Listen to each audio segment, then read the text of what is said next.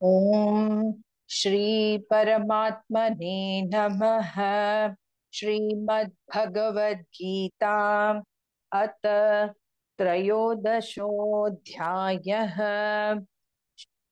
क्षेत्र क्षेत्रज्ञ विभाग योगः। श्री भगवानुवाच इदं शरीरं कौन्तेय क्षेत्रमित्यभिधीयते एतद्यो वेत्ति तं प्राहुः क्षेत्रज्ञ इति तद्विदः। क्षेत्रज्ञं चापि मा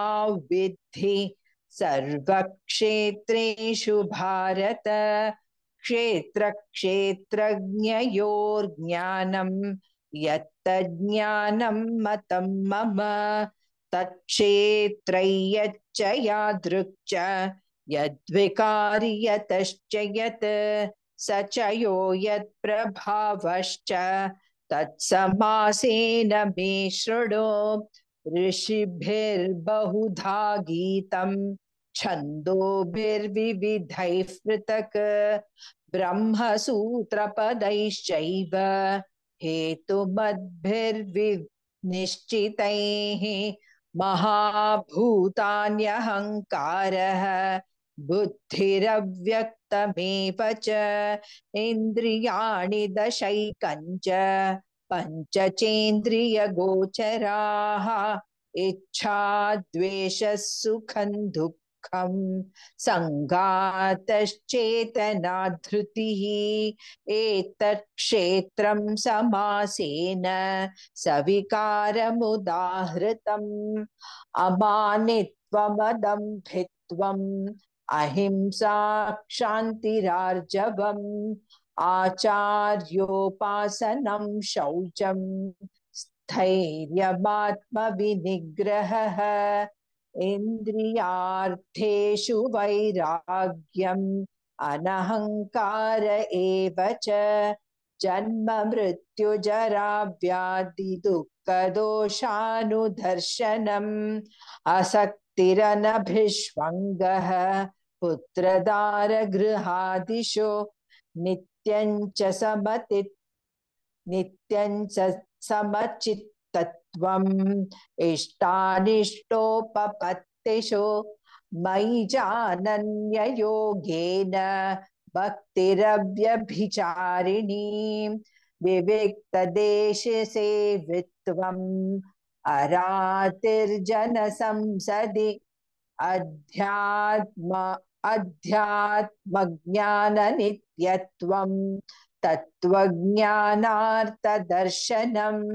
एतज्ज्ञानमिति प्रोक्तम्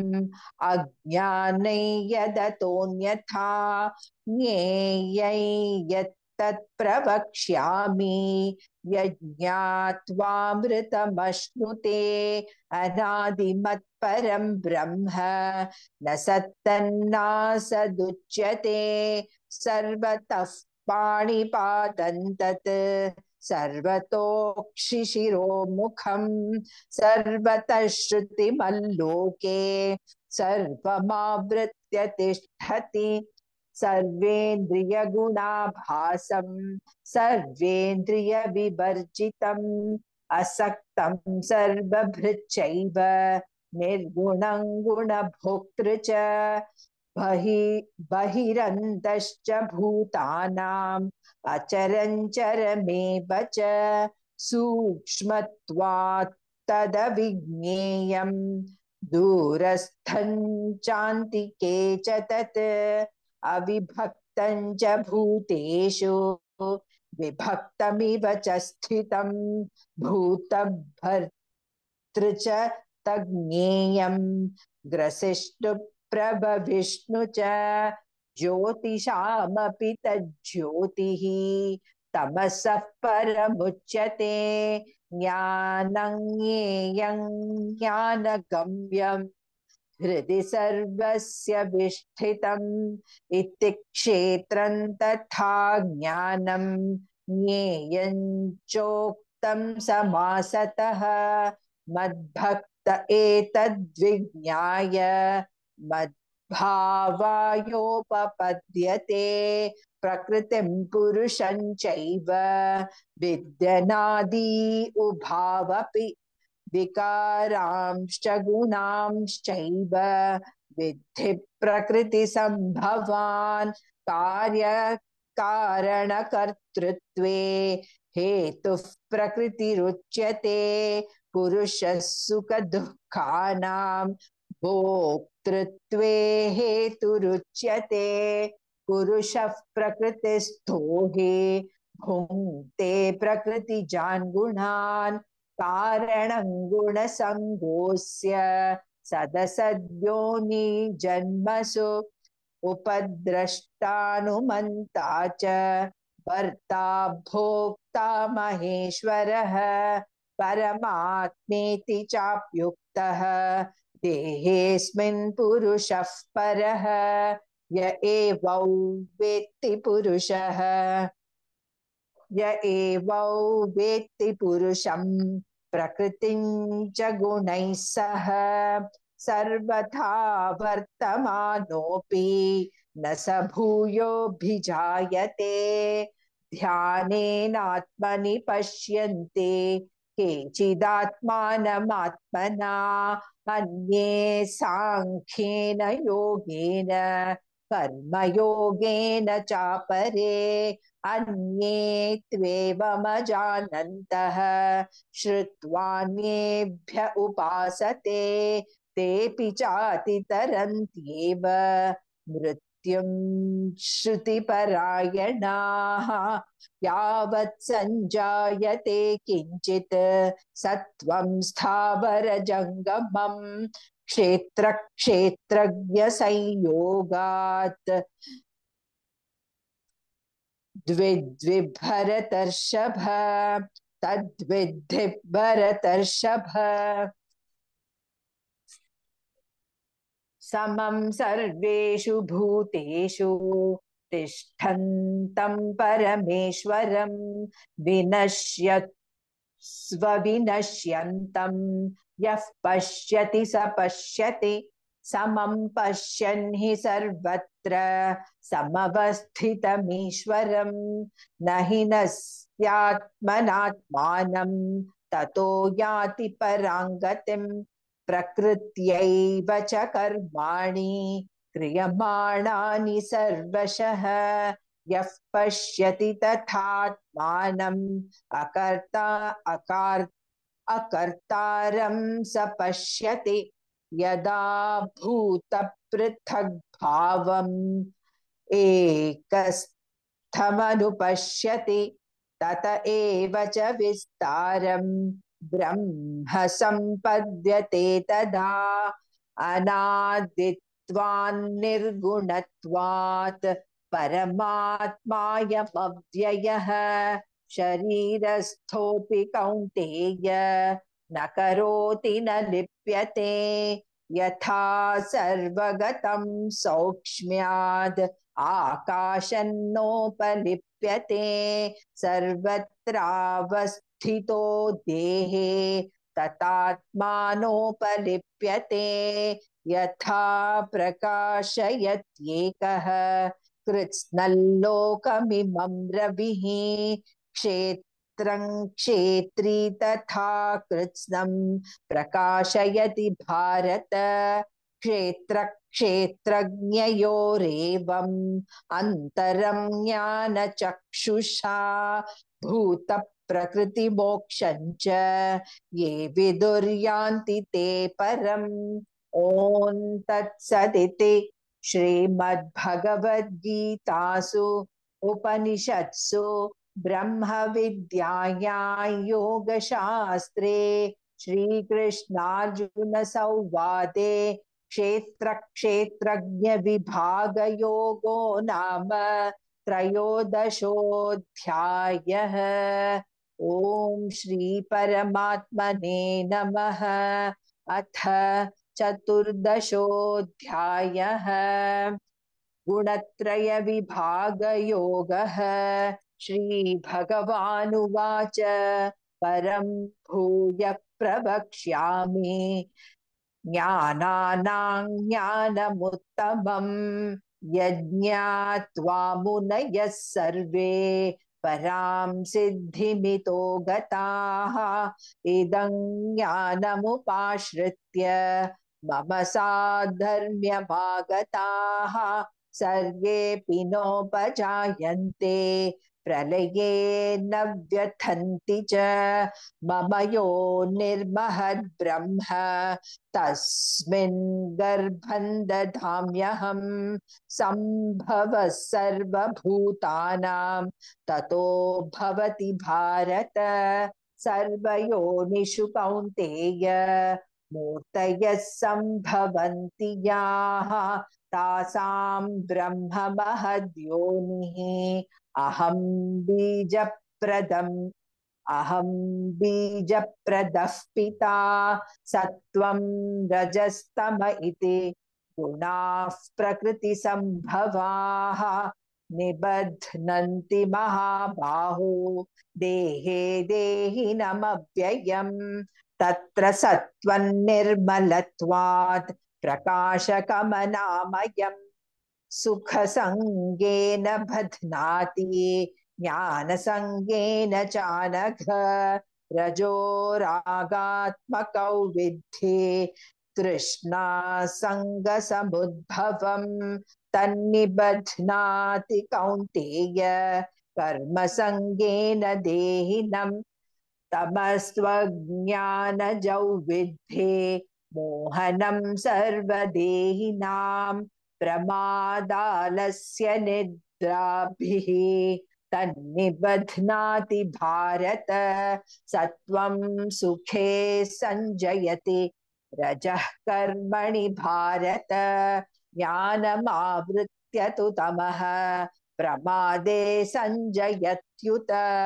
रजस्तमश्चाभिभूय सत्वं भवति भारत रजः सत्वं तमश्चैव तमः सत्वं रजस्तथा सर्वद्वारेषु देहेऽस्मिन् प्रकाश उपजायते ज्ञानं यदा तदा विद्यात् विवृद्धं सत्त्वमित्युत लोभः प्रवृत्तिरारम्भः कर्मणामशमस्पृहा रजस्येतानि जायन्ते विवृद्धे भरतर्षभ अप्रकाशो प्रवृत्तिश्च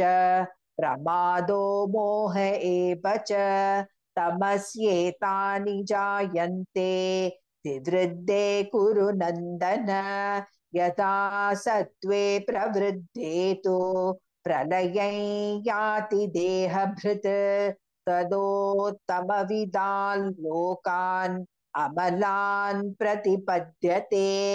रजसि प्रलयं गत्वा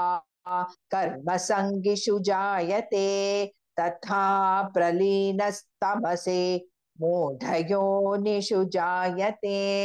कर्मणः सुकृतस्याहुः सात्विकं निर्मलं फलं रजसस्तु फलं दुःखम् अज्ञानं तमसः फलम्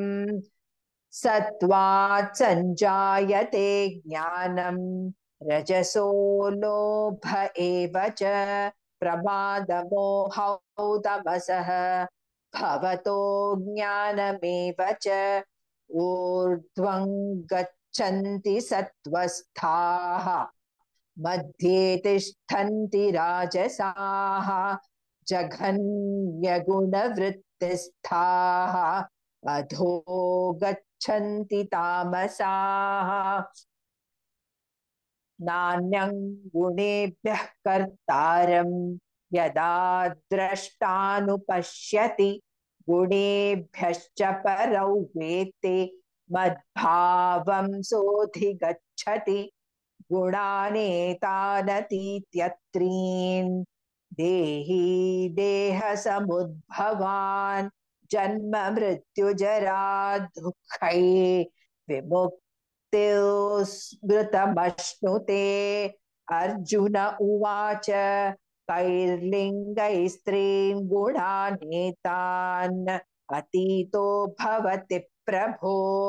किमाचारः कथं चैतान् त्रीन् गुणानतिवर्तते श्रीभगवानुवाच प्रकाशं च प्रवृत्तिं च मोहमेव च पाण्डव न द्वेष्टिः सम्प्रवृत्तानि न वृत्तानि काङ्क्षति उदासीनवदासीनः गुणैर्यो न विचाल्यते गुणा वर्तन्त इत्येव योऽवतिष्ठति नेङ्गते समदुःखसुखस्वस्थः समलोष्टाश्मकाञ्चनः तुल्यप्रिया प्रियो धीरः तुल्यनिन्दात्मसंस्तुतिः मानापमानयोस्तुल्यः तुल्यो मित्रारिपक्षयोः सर्वारम्भपरित्यागी गुणातीतः स उच्यते माञ्चयो व्यभिचारेण भक्तियोगेन सेवते सगुणान् समतीत्यैतान् ब्रह्म भूयाय कल्पते ब्रह्मणो हि प्रतिष्ठाहम् अमृतस्याव्ययस्य च शाश्वतस्य च धर्मस्य सुखस्यैकान्तिकस्य च ॐ तत्सदिति श्रीमद्भगवद्गीतासु उपनिषत्सु ब्रह्मविद्यायां योगशास्त्रे श्रीकृष्णार्जुन संवादे गुणत्रय विभागयोगो नाम चतुर्दशोऽध्यायः। ॐ श्री परमात्मने नमः। अथ पंचदशोऽध्यायः पुरुषोत्तमयोगः। श्रीभगवानुवाच ऊर्ध्वमूलमदः शाखम् अश्वत्थं प्राहुरव्ययम् छन्दांसि यस्य पर्णानि यस्तौ वेद स वेदवित् अधश्चोर्ध्वं प्रसृतास्तस्य शाखाः गुणप्रवृद्धा विषयप्रवालाः अधश्च मूलान्यनुसन्ततानि कर्मानुबन्धीनि मनुष्यलोके न रूपमस्येह तथोपलभ्यते नान्तो न चादिर्न च सम्प्रतिष्ठा अश्वत्थमेनं सुविरूढमूलम् असङ्गशस्त्रेण दृढेन छित्त्वा ततः पदं तत्परिमार्गितव्यम् यस्मिन् गता न निवर्तन्ति भूयः तमेव चाद्यं पुरुषं प्रपद्ये यतः प्रवृत्तिः प्रसृता पुराणी निर्मानमोहाजितसङ्गदोषाः अध्यात्मनित्या विनिवृत्तकामाः द्वन्द्वैर्विमुक्ताः सुखदुःखसङ्गैः गच्छन्त्यमूढाः पदमव्ययं तत् न तद्भासयते सूर्यः न शशाङ्को न पावकः यद्गत्वा न निवर्तन्ते तद्धाम परमं मम ममैवांशो जीवलोके जीवभूतः सनातनः मनःषष्ठानीन्द्रियाणि प्रकृतिस्थानि कर्षति शरीरं यदवाप्नोति यच्छाप्युत्क्रामतीश्वरः गृहीत्वैतानि संयाति वायुर्गन्धानि वाशयात् श्रोत्रं चक्षुस्पर्शनं च रसनं घ्राणमेव च अधिष्ठाय मनश्चायं विषयानुपसेवते उत्क्रामन्तं स्थितौ वापि भुञ्जानौ वा गुणान्वितं विमूढानानुपश्यन्ति पश्यन्ति ज्ञानचक्षुषः यतन्तो योगिनश्चैनं पश्यन्त्यात्मन्यवस्थितं यतन्तोऽप्यकृतात्मानः नैनं पश्यन्त्यचेतसः यदादित्यगतं तेजः जगद्भासयतेऽखिलं यच्चन्द्रमसि यच्चाग्नौ तत्तेजो विद्धि मामकं गामाविश्य च भूतानि धारयाम्यह मोजसा पुष्णामि चौषधीः सर्वाः सोमो भूत्वा रसात्मकः अहं वैश्वानरो भूत्वा प्राणिनां देहमाश्रितः प्राणापानसमायुक्तः पचाम्यन्नं चतुर्विधम् सर्वस्य चाहं हृदि सन्निविष्टः मत्तस्मृतिर्ज्ञानमपोहनं च वेदैश्च सर्वैरहमेव वेद्यः वेदान्तकृद्वेदविदेव चाहम् द्वाविमौ पुरुषौ लोके क्षरश्चाक्षर एव च क्षरः सर्वाणि भूतानि कूटस्थोऽक्षर उच्यते उत्तमः पुरुषस्त्वन्यः परमात्मेत्युदाहृतः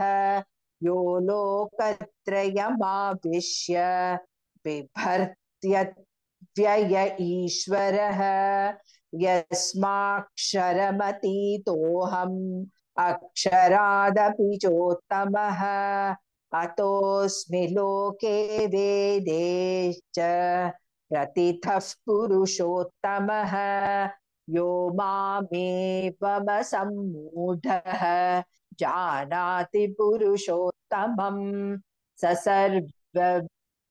सर्वविद् भजति मां सर्वभावेन भारत इति गुह्यतमं शास्त्रम्